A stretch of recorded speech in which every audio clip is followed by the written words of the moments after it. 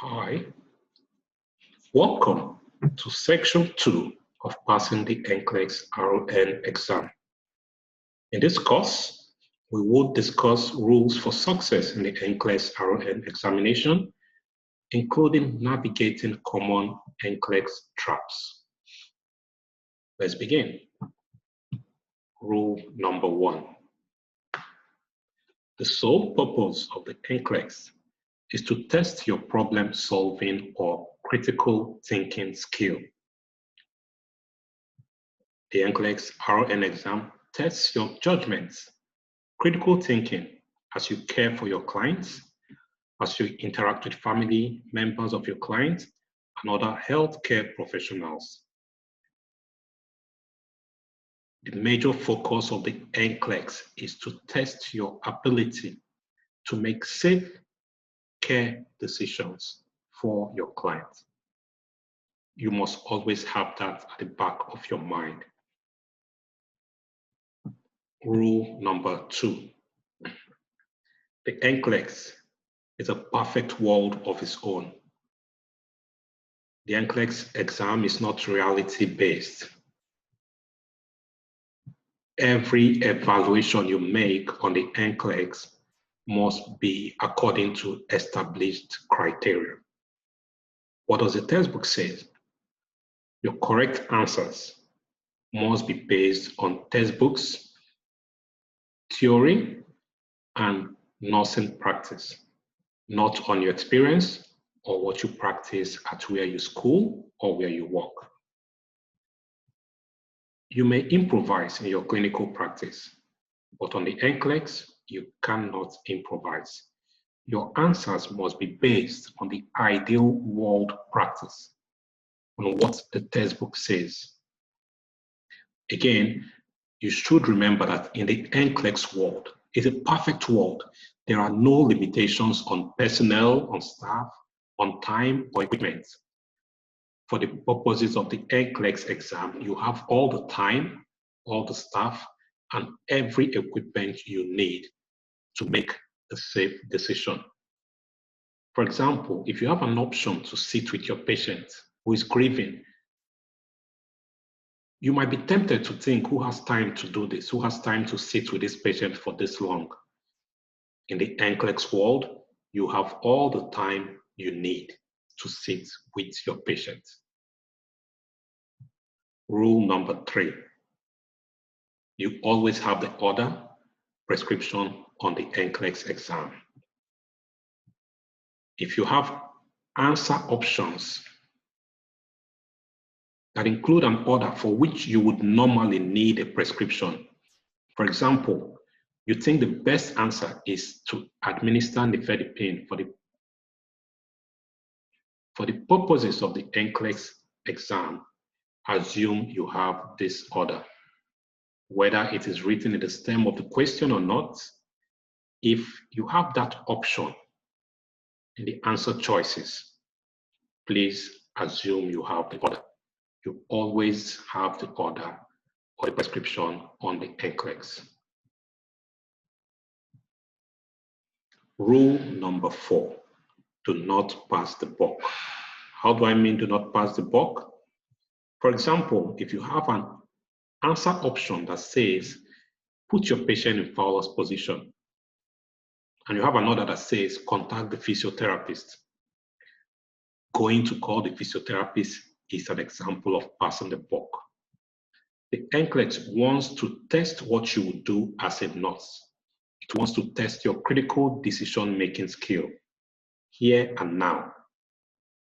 Always know that the correct answer response is most times within the scope of your nursing practice. So make sure there isn't something you can do first before contacting some other person.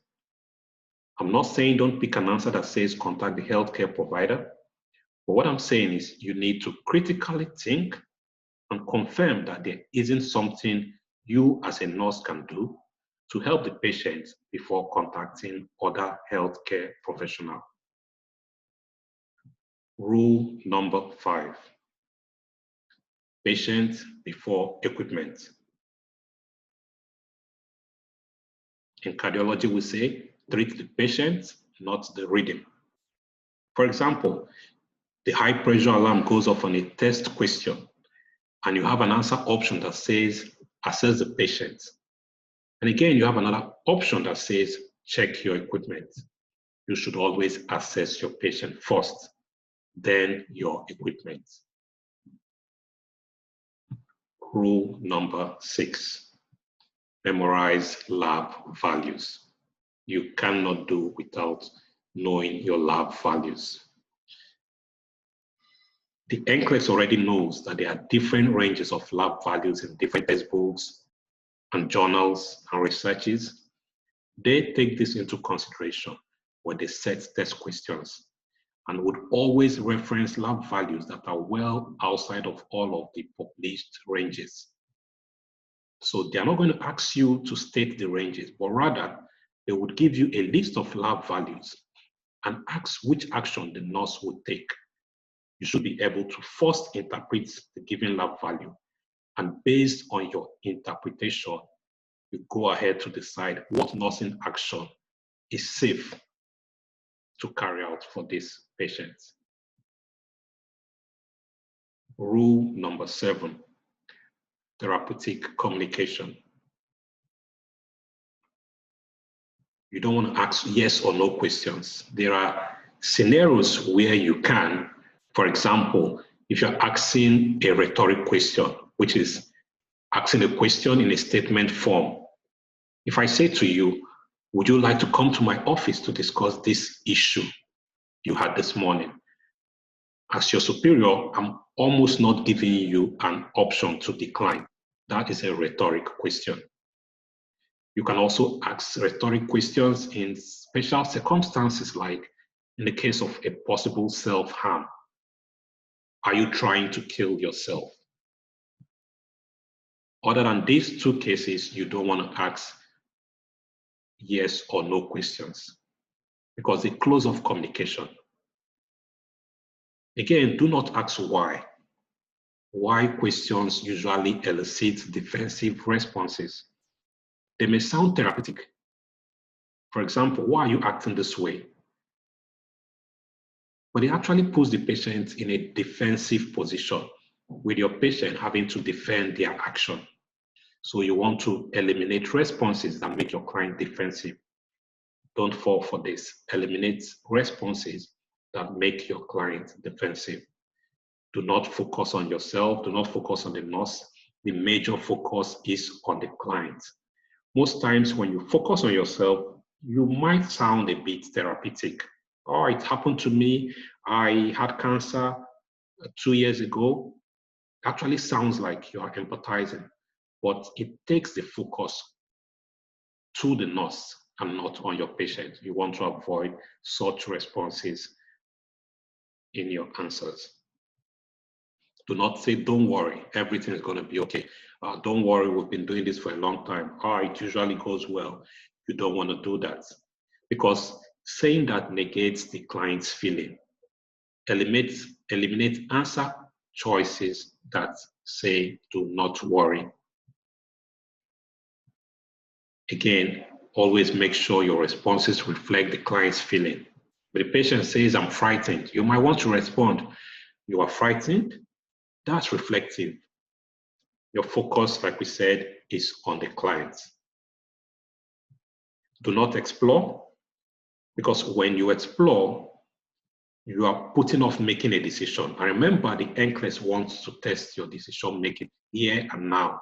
So if you choose an answer option that explores, that in itself is not a decision. So do not explore. Again, do not leave your clients.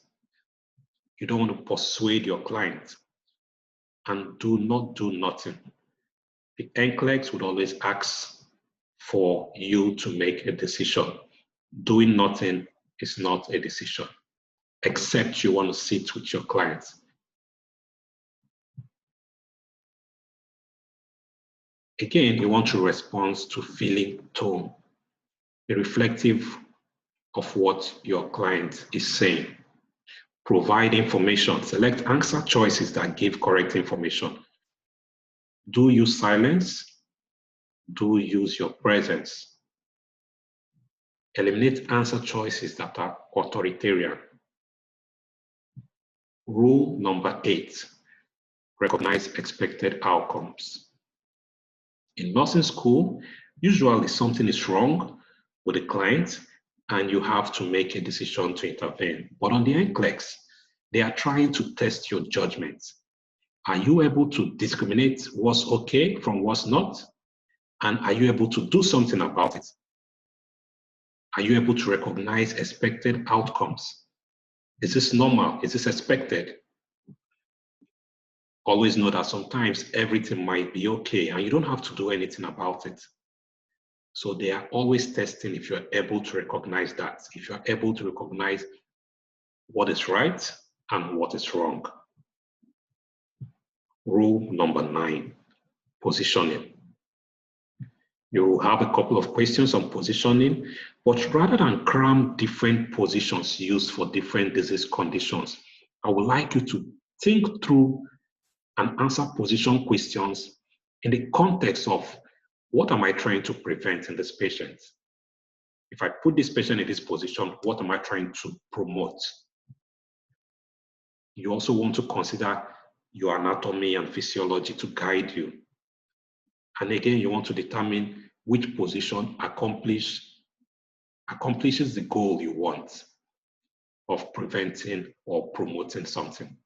So you have to think based on your answer choices, which best accomplish the goals you have set for this patient. NCLEX is about testing your judgment.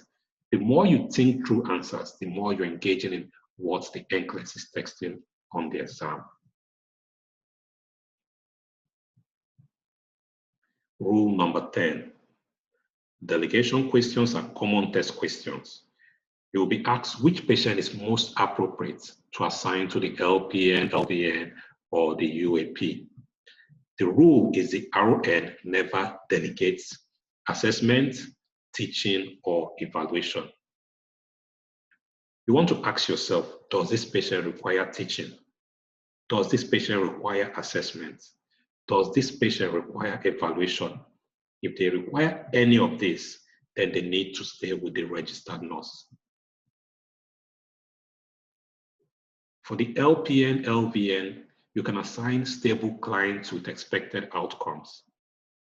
But for the UAP, you can only assign or delegate standard unchanging procedures. For example, if the healthcare provider orders blood pressure 4 times a day, taking this blood pressure as an assessment is just following orders. You can delegate this.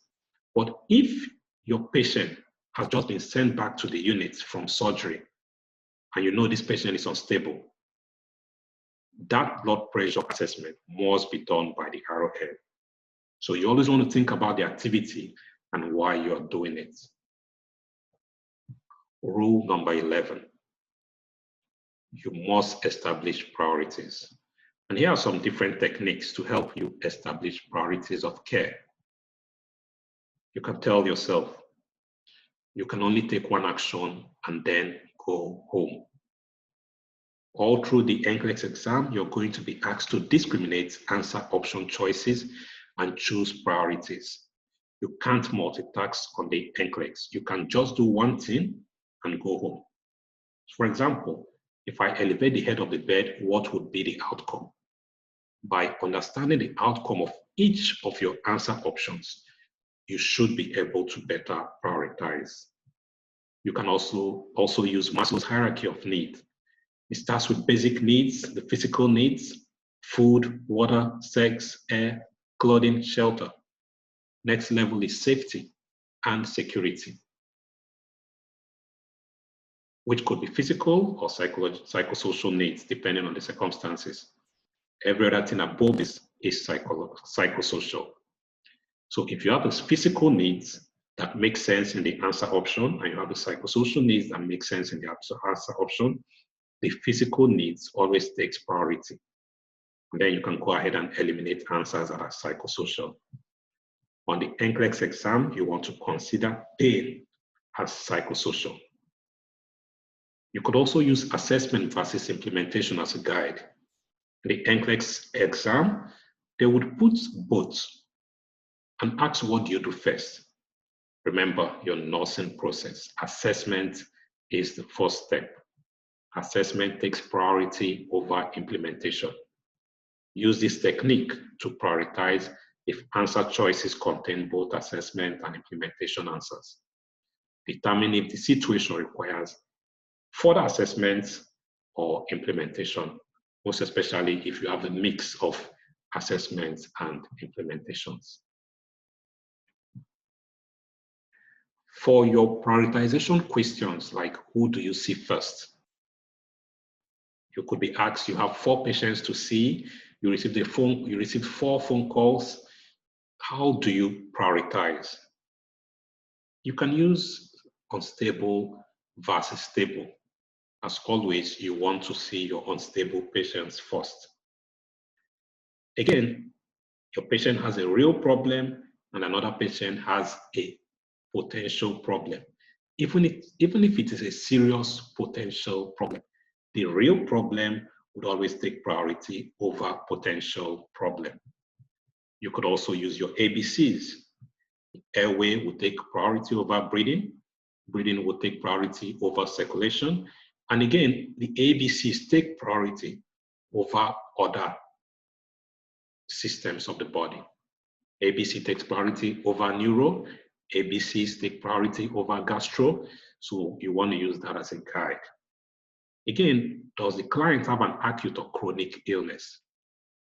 If the client is previously healthy, but expectorating mucus, and again, you have another client who is diagnosed a non-COPD patient, still expectorating mucus, you want to see the one who is acute, who has been healthy initially, but then developing symptoms before the one who is chronic, because coughing up mucus is probably expected in COPD. Again, you could use the basis of unexpected versus expected. For example, 3 weeks post-op incisional pain versus post-op incisional pain. You want to see your 3 weeks post-op incisional pain client because it is not expected.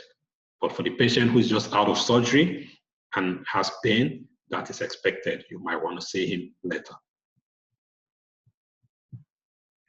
Let's consider some common NCLEX traps. No assessment. You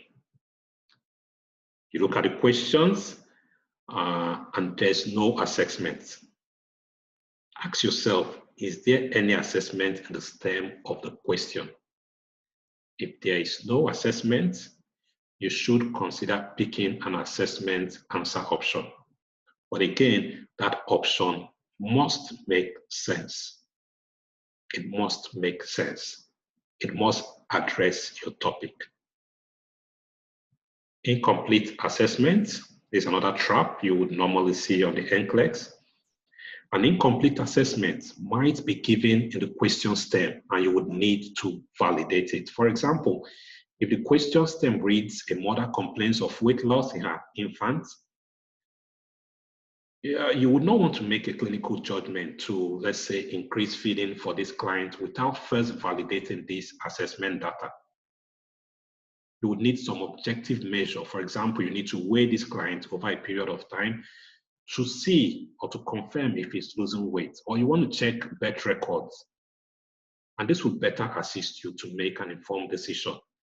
This is an example of an incomplete assessment that requires validation, for which you might need to pick an assessment answer option to validate what you already have in the stem of the question.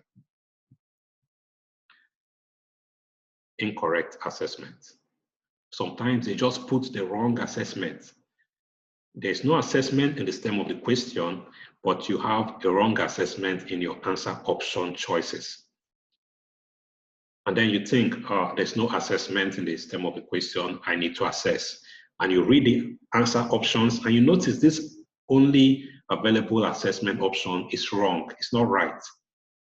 If the assessment is incorrect, and that's all you have in the answer option choices, then you need to discard it and implement. Do not fall for this trap. Again, first does not always mean assessment. So just because they say which action should the nurse take first, that does not mean I need to assess because assessment is the first step in the nursing process. No, you don't need to go forward and pick an assessment answer. First does not always mean assessment. When they also say what is the nurse's first action, don't fall for the trap of immediately assuming implementation. Don't assume first action means the patient has already been assessed. First action could be an assessment, or it could also be an implementation. And finally, let's discuss evaluation. When you evaluate each question stem, be sure to identify the topic. What are your keywords? What is the context of this question? Always pay attention to keywords. For example, the patient's age. Those are some keywords you should focus on. Time. Again, on each answer option, always determine the outcome. Think about what the answer choices really mean. Consider each answer option separately. Consider them in relation to the topic. What does this particular answer option have to do with this question? If I do this and go home, what would the outcome be? Always make your decision based on the outcome. Is the outcome desired? Is that what I want? If you say yes, then you should keep that answer choice for consideration and move to the next answer choice.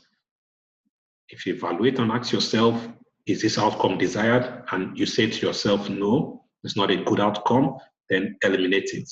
And once you eliminate, discard. Do not go back to that answer option choice. You always want to select an answer by eliminating choices.